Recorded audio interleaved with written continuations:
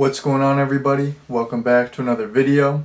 Today I'm going to be talking about Sorority House Massacre 3, which is also known simply as Hard to Die. So I got the DVD right here. We got a bootleg DVD going on once again because your boy is not trying to drop $30 on a DVD. So yeah, got a little bootleg from eBay. Usually I show the back of the DVD, but there's a bunch of straight up nudity on it, so I don't want my video to get taken down or anything. So I mean, sorry, you can't see the back. My apologies. But anyways, Sorority House Massacre 3 was quite a bit more enjoyable than Sorority House Massacre 2. I still was not huge on this movie. In my opinion, it was just okay. It was decent. I had a alright time with it. It wasn't anything special, but there was so much more fun to be had in this one. I don't really do rankings on here, so I don't know what my overall ranking of the franchise will be, but this one, I'm not saying it's the best in the franchise, but it's definitely the most fun film in the franchise. So I enjoyed all the funny wacky moments. So yeah, not the biggest fan, but this movie was alright. Definitely a lot better than the previous installment. So the plot summary for this movie, you have a group of young women, and they are working at this lingerie company that is in this skyscraper, and they get this mysterious package, and there's this box with it has like Egyptian hieroglyphics on it. And they open the package, and some evil spirit is released in the building. And after this evil spirit is released, all the women start getting picked off by a killer once again. So that is the basic premise. And like I mentioned a second ago, there are so many more fun moments in this movie. The second Sorority House Massacre really did not have that much comedy in it, and I like a little comedy in a slasher movie, especially if it's a super low budget direct to video slasher movie that you're not really supposed to take seriously. Like, I'm not saying that you're not supposed to take direct to video movies seriously. Some direct to video movies are absolutely fantastic and underrated, but the Sorority House Massacre franchise, after the first one, it kind of went in a direction where it's kind of a more cheesy schlocky movie. It's mainly about the nudity. It's not really like a serious horror film. So I thought the comedy really worked in this type of horror film, and I really enjoyed it.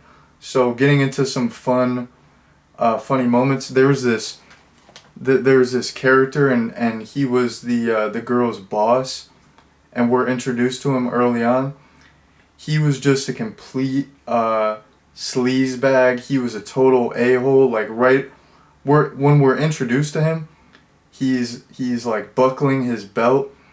He just got done fornicating with this girl that he wants to hire. Like, she pretty much has no experience. She doesn't know how to do anything. But he just wants to pipe away on her. So he hires her because she's willing to, you know, fornicate with him, and he's got like he's got like little like kiss marks all over his face from the lipstick, and he's just right off the bat a total a-hole. He like promised her that he would give her this whole box of lingerie, but he's like, no, you can just take one. And then he just like dips out. Like after he bangs this this girl, he doesn't like train her. He's just like, all right, yeah, figure it out. And then he like tells the girls like, okay, you have all this work to do. You better get it done. Start working. I'm leaving. See you later. Like he was just a total a-hole, but in like the best way. He was so over the top. I really liked his character. And later on in the movie, the director of the movie, Jim Wynorski, makes a cameo, and he plays this adult film director, and they're shooting this like three-way scene, and he's like, you know, he says to like the main actor in the three-way scene, the gentleman, he's like, you'll never have a three-way in real life. He's like, nobody watching this will have a three-way. He's like, you know, these people, they'll you know, they'll never get women like this. They're like losers. I'm just paraphrasing. I forgot exactly what he said.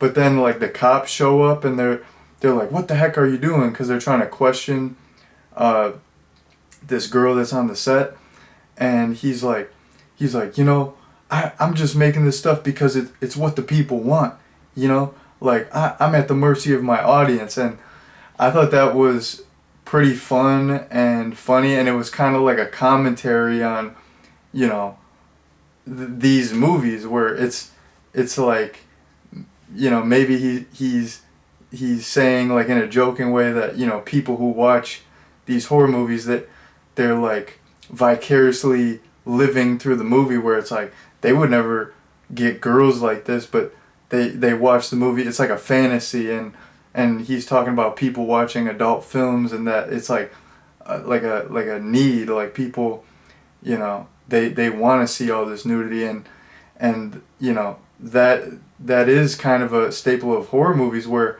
you know, these lower budget ones, like you probably get pressure from the producers and the higher ups, where it's like, we need nudity. We don't have a budget. We got to do what we got to do to sell this movie. We don't have, like, we're shooting this in a week, you know, like, it's not going to be a great movie. We need to have the nudity. So I thought his little cameo was fun and funny, and it was kind of commentary about, you know, him including all this nudity in the movies, and that it's like kind of obligatory. It's like, hey, you know, I don't want to do it, but I got to do what I got to do to sell the movie. So I thought that was fun.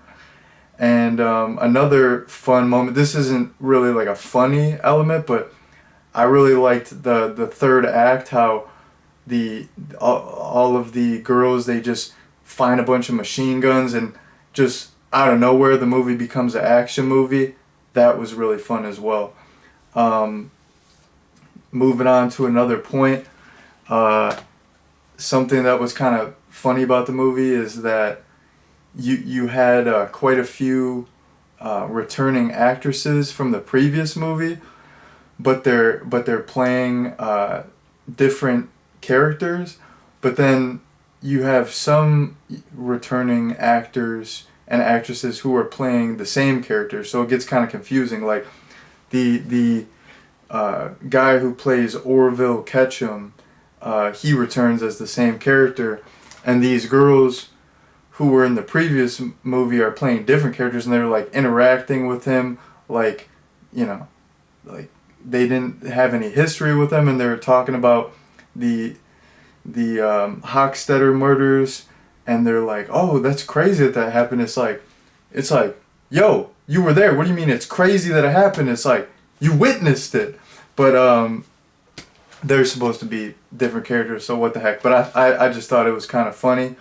And then once again, you have some some footage from the first Slumber Party Massacre, and once again they use it to when they're telling the backstory of Hochstetter, the killer. So once again, the Massacre franchise universe, it doesn't really make a lot of sense to me. But at this point, it's kind of funny because they're just sticking with it. Like, like they don't care about the movies making sense, and I give them a pass because I think like the Slumber Party, I'm not Slumber Party Massacre. I think Sorority House Massacre 2, they filmed in like 7 days. This I think was filmed in around 10 days. I could be wrong, but they got to do what they got to do. Like it working under those type of conditions where it's like you have no budget, you have to be resourceful, you have an insane deadline. Like you're not gonna be able to make this like great fleshed out story. Like you had the actresses from the previous movie, they all died, so what are you gonna do? They're playing different characters. As an audience member, it doesn't really make sense. It kind of takes you out of it, but it's fun. Whatever. What the heck? So I like how there's like kind of like a lot of these like running themes now in the movie, in the Sorority House Massacre franchise. It's kind of fun. It's kind of like in the Slumber Party Massacre movies, how you have like the running theme of guys peeping on the girls when they're getting undressed. In the Sorority House Massacre movies, you have the running theme of footage from Slumber Party Massacre that is totally out of context and makes no sense. So that's at least they're consistent. Gotta give them that. Moving on to the kills, I thought the kills were lame. Once again, there was that same recycled kill where you have someone gets stabbed with a hook, but it's a cutaway and you just see blood splattered on the wall.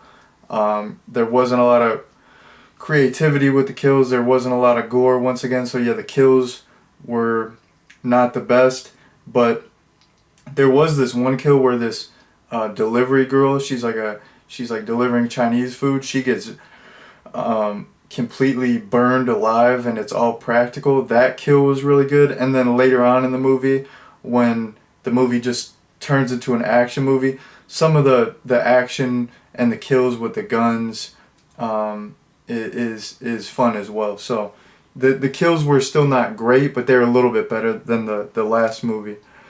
And jumping on to my last point here, this is going to be kind of a spoiler, so this is why I left this point as my last point. This is going to be kind of a spoiler if you haven't seen the second movie or this movie. So just this is a warning, spoiler alert. But anyways, there's this character in the second Sorority House Massacre as well as this, and in the second movie he's supposed to be like a red herring where you think he might be the killer, but I mean he's not the killer. But anyways, there was this whole instance in Sorority House Massacre 2 where this one girl thinks that he's the killer, and she's just going to town stabbing him, like choking him out with chains, doing whatever she can to try to kill him, and he just will not die. Once again, they do that same little gag, and it's actually the same girl is trying to kill him from the previous movie, but she's playing a different character. But in this movie it was fun because at this point it's a running gag, and it's funny because he's just so indestructible. They'll stab him 50 times, they'll shoot him, he'll fall off a building, and he just never dies. And it's funny as well because as the audience, he's not the killer, and it's just like comical. It's like slapstick where they just keep trying to kill him. They're throwing everything at him. They're, you know, like he should have been dead, but he's just not dying. And I thought that was a funny little running gag and a nice little callback to the previous movie. So